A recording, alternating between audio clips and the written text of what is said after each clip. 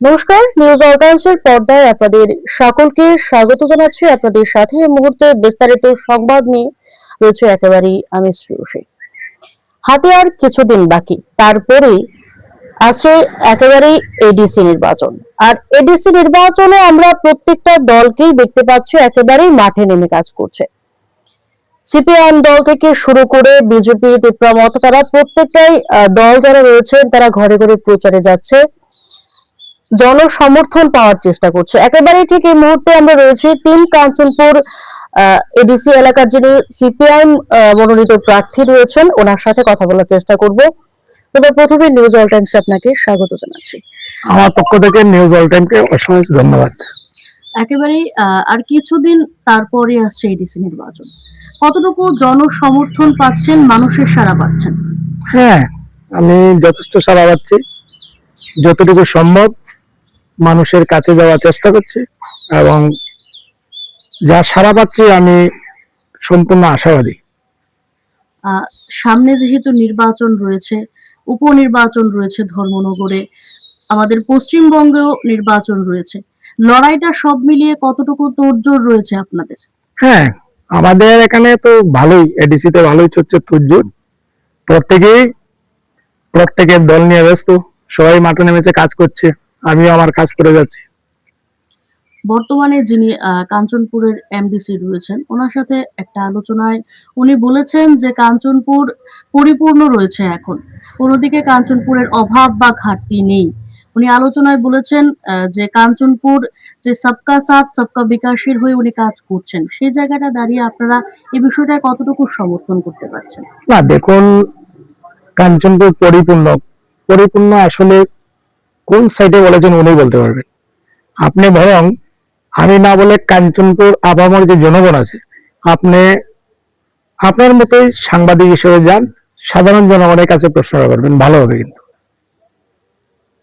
পরিপূর্ণ বলতে আমি তো একা বলতে পারবো না, না তো গ্রামীণ এলাকায় যান, শহর এলাকায় যান, আপনি সাধারণ জনগণ যারা আছে আপামর কাঞ্চনপুরবাসী, খুব ভালো হবে কিন্তু এই প্রশ্নগুলি করলে ওদের কাছ থেকে পাবেন।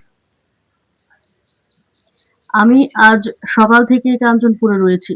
একটা বিষয় লক্ষ্য করতে পারছি যে সকাল থেকেই বিদ্যুতের যে বিদ্যুৎ বিচ্ছিন্ন, সেটা কি বরাবরই কাঞ্চনপুরের সাথে এটা থাকে নাকি প্রাকৃতিক দুর্যোগের কারণে? কিন্তু হ্যাঁ দেখুন, আসলে আমি যারা বিদ্যুৎ ডিপার্টমেন্ট যারা কর্মী, আমি এর জন্য ওদেরকে দায়ী করতে রাজি না, ইচ্ছুক না।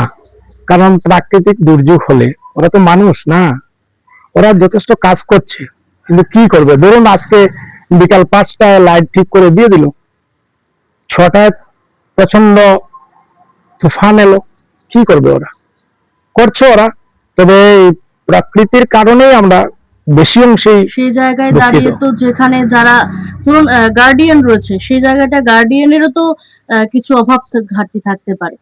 না, আমি অ্যাকচুয়ালি দেখুন ওদের ডিপার্টমেন্টের সঙ্গে কথা বললে, হ্যাঁ আমরা তো প্রতিনিয়ত জনগণ কাঞ্চনবাসী বিদ্যুৎ নিয়ে প্রচন্ড কষ্ট পাচ্ছি। প্রত্যন্ত অঞ্চলগুলিতে যাই, সেখানে আমরা দেখতে পাই জলের অভাব, বিভিন্ন জায়গায় খাদ্যের অভাব, এখনো দেখা যায় যে বিভিন্ন ধরনের একবারে মানে পাহাড় অঞ্চল থেকে তারা জল সংগ্রহ করে জল খাচ্ছে। সেই জায়গাগুলি এখনো রয়েছে বিভিন্ন প্রত্যন্ত এলাকাগুলি, কিন্তু যারা রয়েছেন বর্তমান সরকারে তারা বলছেন যে গ্রামীণ এলাকায় গেলেও দেখতে পায় যে সুশাসনের সরকার চলছে। সেই বিষয়টা কি বলবেন?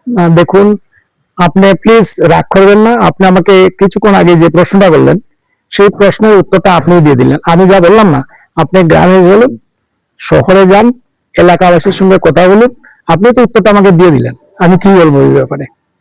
আপনি কিছুক্ষণ আগে বললেন পরিপূর্ণ হয়ে গেছে, আপনি বলছেন এটা আমার বক্তব্য না, এটা না, ওই তো বললাম, আমি ওই বক্তব্য পরিপ্রেক্ষিতে আপনাকে বলছি। আমার থেকে অনেক বেশি ভালো জানবে কিন্তু কাঞ্চনপুরের আপামর জনগণ। আপনি পাহাড়ে যান, জঙ্গলে যান, জিজ্ঞেস করুন, আসল সত্যটা চলে আসবে। আমি আর বলতে যাচ্ছি না। একটা বিষয়, আমাদের যিনি বর্তমান সরকার রয়েছেন, ওনার যিনি প্রধান অভিভাবক রয়েছেন আমাদের মাননীয় মুখ্যমন্ত্রী, উনি বরাবরই বলে থাকেন ত্রিপুরায় সুশাসনের সরকার চলছেন। সেই জায়গায় দাঁড়িয়ে আমরা দেখতে পাই বাধারঘাটের মতো প্রধান যেই রেল স্টেশন, সেখানে স্টেশনের মধ্যে ড্রাগস জাতীয় জিনিস পাওয়া যাচ্ছে, জিরানিয়াতে এতগুলি ড্রাগস পাওয়া যাচ্ছে, বরাবরই বলছে যে নেশা মুক্ত ত্রিপুরা তৈরি হচ্ছে। সেই জায়গায় দাঁড়িয়ে আপনারা এই বিষয়গুলি কিভাবে দেখছেন এবং ভবিষ্যতে আপনাদের পদক্ষেপ কি থাকতে পারে? না দেখুন, সরকার আছে একটা ত্রিপুরাতে, আপনারা প্রতিনিয়ত আপনাদের দৌলতে আমরা ঘরে বসে মিডিয়ার মাধ্যমে অনেক প্রতিনিয়ত আমরা দেখতে পাচ্ছি সম্পূর্ণ ত্রিপুরাটা ড্রাগস একেবারে ছেয়ে গেছে। তারপর আপনি বলুন, দেখুন আপনি আমি ট্রেনে কিভাবে মাল নিতে হয় আনতে হয় বুকিং করতে আমার জীবনে কোনো অভিজ্ঞতা ছিল না। তো আমি এই 1 বছর আগে আমি কোটাতে ছিলাম, আমি 2 বছরের জন্য মেয়েকে নিয়ে গিয়েছিলাম। মেয়ে গত বছরেই শেষ হলো 12, বাস আমি বাড়িতে চলে এসেছি। 2 বছরের জন্য গিয়েছিলাম। এখান থেকে আমার এক দাদা অল্প কিছু মাল আমাকে বললো ট্রেনে পাঠিয়ে দাও বুকিং করে। তো আমার জানা হয়ে গেছে ট্রেনে বুকিং করতে হলে আমাদের কি কি নিয়ম কানুন মেনটেন করতে হয়। তো 10 বস্তা মাল নিয়ে আসতে আমার যতটুকু প্রমাণপত্র দিতে হয়েছে, সেই জায়গাতে যদি 2 ওয়াগন ড্রাগস আপনারাই মিডিয়াতে দেখাচ্ছেন ধরা পড়লো, কিন্তু আমি জানি না এখনো ওর মালিক ধরা পড়েছে কিনা, কারো শাস্তি হয়েছে কিনা আমার জানা নেই। আমরা তো প্রতিনিয়ত আপনাদের মাধ্যমে দেখতে পাচ্ছি প্রতিনিয়ত ড্রাগসে যুব সমাজটা একেবারে নষ্ট হয়ে যাচ্ছে। আমাদের সরকার যিনি রয়েছেন, সরকারের থেকে তারা বলছে যে ত্রিপুরায় বেকারদের জন্য চাকরি ব্যবস্থা করা হচ্ছে, কিন্তু দেখা যাচ্ছে যে গণহারে বেকাররা, আমি যদি প্রশ্ন থাকে উদাহরণস্বরূপ থাকে 10,323, 10,323-এর মধ্যে এখন 1,000-ই মৃত্যু হয়েছে। তারা বলছে যে বেকারদের জন্য চাকরির ব্যবস্থা করছে, ঘরে ঘরে চাকরি হচ্ছে এখন। সেই বিষয়টা নিয়ে কি বলবেন? সেই বিষয়টা বলছি, চাকরি ঘরে ঘরে হচ্ছে। তো আমার কাছ থেকে আপনি শুধু দুটো হিসাব নিন। আমার একটা ছোট্ট গ্রাম সুগনাচড়া, যে গ্রামে জন্ম থেকে আমি বড় হয়েছি। আমি কিছুদিন আগে আমরা একটা জায়গাতে বসে আমরা 6-7 জন মিলে একটা হিসাব নিলাম। আমাদের এই ছোট্ট গ্রাম থেকে আজকের দিনে 47 জন বেঙ্গালুর, হায়দ্রাবাদ বিভিন্ন জায়গায় কাজের সন্ধানে চলে গেছে। তার চাইতে বড় ঘটনা হচ্ছে কি জানেন, আমি এই কিছুদিন আগে, আমি জীবনে কখনো যাইনি সাকান সেংমুন, সেই সাকান সেংমুনে আমি গিয়েছিলাম। সেখানে 3টা ভিলেজ আছে। 3টা ভিলেজে ওরা যা হিসাব দিল, 100-র উপরে ছেলে মেয়ে কাজের সন্ধানে হায়দ্রাবাদ, বেঙ্গালুর বিভিন্ন জায়গায় আছে। আমাদের গড়ে আমাদের ত্রিপুরাতে যদি এত সুবন্দোবস্ত চাকরি পাওয়া যেত, কেন তারা দেশ ছেড়ে বাইরে যাবে? ওরা তো পেটের জন্যই চলে গিয়েছে। তো এই জিনিসটা আপনারা দেখুন, আপনারা সোশ্যাল মিডিয়াতে দেখাচ্ছেন। আপনি যে কোনো একটা গ্রামে যান, গ্রামে একজন যে কাউকে জিজ্ঞাসা করুন তোমাদের গ্রামে কতজন আছে বাড়িতে, কতজন বাইরে, বলছে 12 pass, BA pass, MA pass, কি করবে, চলে গেছে বাইরে কাজের সন্ধানে। এই তো ছবি তো আপনারা জানেন, দেখেন। কিছুদিন আগে কমলপুরে এভাবে প্রশাসনিক আধিকারিক যারা রয়েছে তাদের উপর নির্মমভাবে অত্যাচার, একজন নয় একাধিক পুলিশের উপর অত্যাচার করা হয়েছে। বর্তমান সরকার তার পাশাপাশি যিনি অ্যালায়েন্সে রয়েছে তাদের সাথে, তারা দুজন মিলেই প্রশাসনিক আধিকারিকদের উপর এভাবে হামলা করলো। সেই বিষয়টা আপনারা কিভাবে দেখেন? না, ওটা ভালো লাগেনি। প্রশাসনের উপরে যদি হামলা হয়, তাহলে আমরা সাধারণ পাবলিক কোথায় যাব? আমাদের নিরাপত্তা গ্যারান্টি কে দেবে? প্রশাসন আমাদেরকে নিরাপত্তা দেবে। যদি প্রশাসনের নিরাপত্তার অভাব বোধ করে, তাহলে আমরা সাধারণ মানুষ কোথায় থাকবো, কিভাবে থাকবো? আপনারা দেখুন, আপনারা প্রশ্ন করুন। আমরা প্রতিনিয়ত দেখতে পাচ্ছি প্রশাসনে সমস্যা আছে। যারা আমাদেরকে নিরাপত্তা দেবে তাদের নিরাপত্তা নেই। এই 3 দিন আগেই তো আপনারা দেখলেন কমলপুর না খোয়াইগিতে জানি। হ্যাঁ, তো উত্তরটা আপনারা প্রশ্ন করুন ওদেরকে, সেই উত্তরটা তো ওরা দেবে।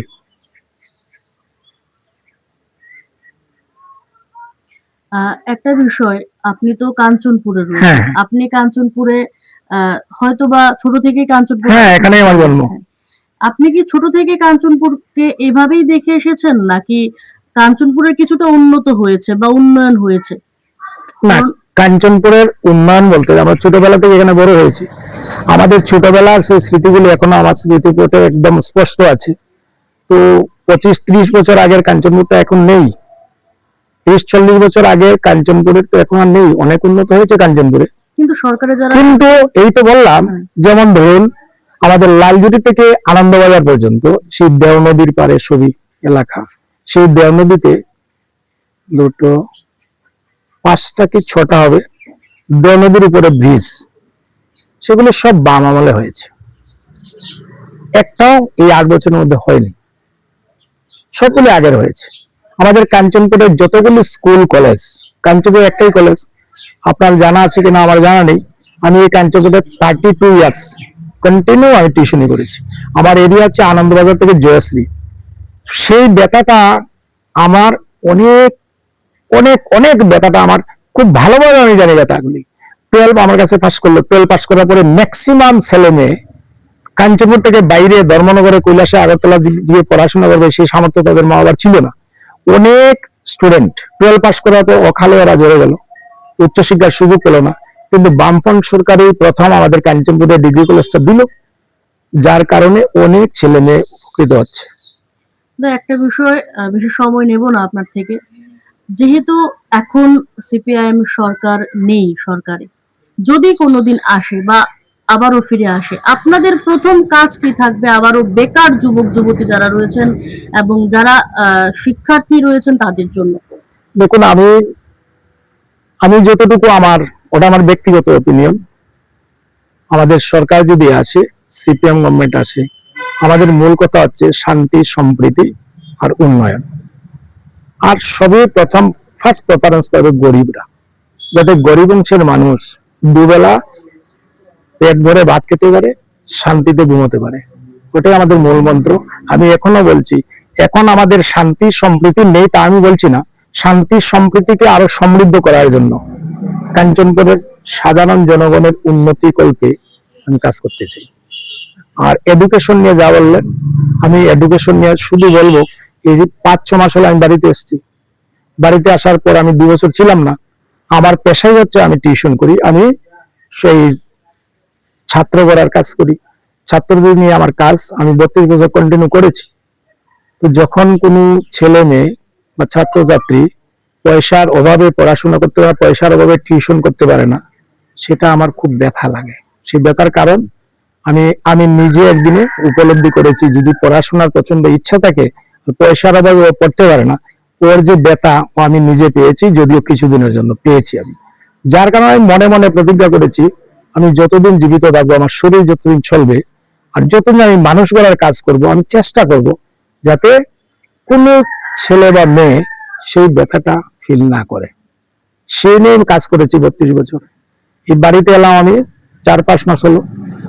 আসার পরে 6-7 জন ছাত্রছাত্রী গার্জিয়ান গেল, আমাকে গিয়ে বললো, তাই আমি বললাম, তো এখন এই সিজনে শুরু করছি না, কারণ তুমি 11 তোমাকে পড়াইনি, 12 উঠেছো, 12 4 মাস টাইম, আমি কি কতটুকু তোমাকে দিব, আমি তো সম্ভব না। তারপর জোর করে বললো। এই 4 মাসে আমি যতটুকু জানলাম, আপনারা কাঞ্চনপুরবাসীকে জিজ্ঞাসা করবেন, আমাদের রবীন্দ্রনগর একটা 12 স্কুল আছে, স্কুলে আমি বলবো না, আমি তো সবকিছু ছাত্রদের কাছ থেকে জানতে পারলাম, সেই স্কুলে 1 বছর 1.5 বছর হলো আমি শিক্ষককে বুঝছি না, সরকারকে আমি বুঝছি না, কিন্তু স্কুলে কেন ক্লাস হয়নি? স্কুলের ঘরের অভাব, একদিনও ক্লাস হয়নি ওদের। একজন ইংলিশের টিচার দিয়ে 2টো স্কুল চালাচ্ছে, 3 দিন রবীন্দ্রনগর স্কুলে, 3 দিন ইংলিশ মিডিয়াম কাঞ্চনপুর স্কুলে। ওটা কি শিক্ষা হবে? আপনি নিশ্চয়ই পড়াশোনা করেছেন, আপনি নিজের জীবনটা দিয়ে একবার প্রশ্ন করুন। আমি যেহেতু শিক্ষা নিয়ে আমার কাজকর্ম, শিক্ষাতে যখন ব্যাঘাত ঘটে কষ্ট হয় আমার। ওটা আমি বর্তমান সরকারকে বলবো, দয়া করে শিক্ষা ব্যবস্থাটা একটু সুন্দর করুন। আপনি কাঞ্চনপুরের 10টা স্কুল ভিজিট করে যান, শহরে যাবেন না, গ্রামের 10টা স্কুল ভিজিট করে দেখুন, ছাত্র অনুপাতে শিক্ষক কতজন আছে একটু দেখে যাবেন, আমার অনুরোধ। সেটা আমি বলবো না, আপনি নিজে সরেজমিন ওটা দেখে আসুন। শিক্ষা ব্যবস্থাটা ভালো না, খুবই খারাপ। শাকান সিং মনে আমার কাছে তথ্য আছে, আমি ফটো নিয়ে এসেছি। 3টা এসবি স্কুল ছিল, সেখানে স্কুল নাম আছে আর কিছু নেই। স্কুল ঘর 70% নষ্ট হয়ে গেছে, স্টুডেন্ট নেই, শিক্ষকও নেই, কিছুই নেই। ওরা তো মানুষ আমাদের মতো। আমরা স্বাধীন ভারতবর্ষে, ওরা আমার মনে হচ্ছে ভারতবর্ষের নয়, অন্য কোথাও, অন্য কোনো গ্রহে আছে।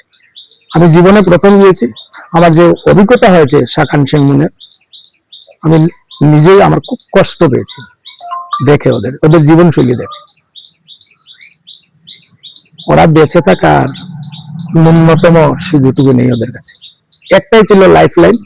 আপনাকে আমি বলছি, বড়িরঘাট থেকে শাখান সিংমুন রাস্তাটা ছিল, প্রাক্তন এমএলএ রাজেন্দ্র রিয়াং মহোদয় আমাকে ডিটেলস সব ঘটনা বিবরণী আমাকে যাওয়ার বেলায় বললেন। 1 কোটি টাকা খরচ করে বিভিন্ন ফান্ড থেকে টাকা নিয়ে মোটামুটি এই কাঞ্চনপুরে শাখান সিংমুন সৃষ্টির পর প্রথম ওই এলাকাতে গাড়ি ঢুকলো। আমি 6-7 দিন আগে গিয়েছিলাম, একদিন বৃষ্টি দিলে 3 দিন গাড়ি ঢুকবে না এখানে। 3 দিন পর যদি রুদ্র দেয় তাহলে গাড়ি উঠার চেষ্টা করবে, তাও সব গাড়ি না, শুধু বুলেরো গাড়ি, বুলেরো 4 গাড়ি আর ছাড়া কোনো গাড়ির পারমিশন এখানে ঢুকার নেই, গাড়ি ঢুকতেই পারবে না। এই হচ্ছে রাস্তার অবস্থা। আসলে দেখুন, এই লোকগুলির আমি খুব কাছে থেকে দেখেছি, খুব কোমলমতি লোক, সহজ সরল লোক। ওরা কি জানেন, ওদের রেশন কার্ড লাগবে না, বিপিএল লাগবে না, ওদের বাতাও লাগবে না, ওদের খাবার দিতে হবে না। ওদের পরিশ্রমে, প্রকৃতির দানে ওরা যেখানে আছে, যদি রাস্তাটা শুধু দিয়ে দেওয়া হয়, শুধু রাস্তা, ওদের প্রতিদিন গাড়ি চলাফেরার উপযুক্ত একটা রাস্তা পায় ওরা, তাহলে ওরা নিজেরা উপার্জন করে বাঁচতে হবে সেখানে। কিন্তু ওদের ভাগ্য এতই খারাপ, সেটুকু ওরা পায়নি। যাও রাস্তাটা করা হয়েছিল 9 বছর আগে, 10 বছর আগে, সেই রাস্তাটা 30% ইট আছে, বাকি 70% ইট নেই। সলিং করে দিয়েছিল সিপিএম গভর্নমেন্ট, সেই সলিং এর 30% আর 70% নেই। ওরা কিভাবে এখানে বাঁচবে বলুন? আমি শুধু এখানে না, আমাদের এই পার্শ্ববর্তী অঞ্চলে একটু ভেতরে গিয়ে দেখুন। আমি বললাম তো, আপনি একটা স্কুলের নাম বলুন, এই কাঞ্চনপুরে একটা প্রাইমারি স্কুলের নাম বলুন, একটা ব্রিজের নাম বলুন যেটা এখন হয়েছে। সবগুলি আগের তৈরি, কিন্তু এগুলি সুস্থ রাখা সম্ভব হচ্ছে না। হ্যাঁ, আমার বাড়ির দিকে রাস্তাটা ছিল, আমার বাড়ি যেই জায়গায়, সেই জায়গাতে 900 কিলোমিটার রাস্তা অনেক আগে থেকে সোলিং করা ছিল। সেটা আমি মিথ্যা কথা বা মিথ্যা আশ্রয় নেব না। এই সরকার এই রাস্তাটা পিস করে দিয়েছে, এটা সত্য। যা সত্য তা বলবো। সত্যকে কখনো ছুপানো যাবে, সত্যকে বিলুপ্ত করা যায় না। আর মিথ্যাকে যত বেশি আপনি প্রচার করতে পারবেন হবে, কিন্তু কখনো সত্য হবে না মিথ্যা। আর এই উন্নতির বেলা যা কিছু হয়েছে, সেগুলি জনগণই দেবে প্রশ্নের উত্তর। ভালো হয়েছে কি খারাপ হয়েছে, সব জনগণ বলবে। আপনারা তো যাচ্ছেন প্রচার, ঘরে ঘরে যাচ্ছেন, সকলের সাথে কথা বলছেন, পাহাড়ে কি আবারও ফিরে আসার সম্ভাবনা রয়েছে বামেদের? হ্যাঁ, দেখুন, আমি বাম কর্মী হিসাবে নয়, পাহাড়ের লোকগুলিও অনেক সচেতন। ওরা জানে আমি 2 দিন মাছ মাংস ভাত খেয়ে 2 দিন কাটাবো আনন্দে, না পুরো বছর ডাল ভাত খেয়ে বাঁচবো, সেটা ওদের যথেষ্ট অভিজ্ঞতা আছে। সময় আসলে ওরা ঠিক আপনাদেরকে উত্তরটা দিয়ে দেবে, ওরা রেডি আছে উত্তর দেওয়ার জন্য। ধন্যবাদ, আপনাকে ধন্যবাদ। আর অনুরোধ করছি, আমি কখনো এভাবে ইন্টারভিউ দেইনি, হয়তো আমার সৌভাগ্য আপনাদের মতো মিডিয়া পেয়েছি। আপনারা ভালো থাকবেন, আপনারা সুস্থ থাকবেন, আপনারা যখন প্রয়োজন আমার কাছে আসতে পারেন, আমি আপনাদেরকে ওয়েলকাম জানাই। ধন্যবাদ আপনাকে।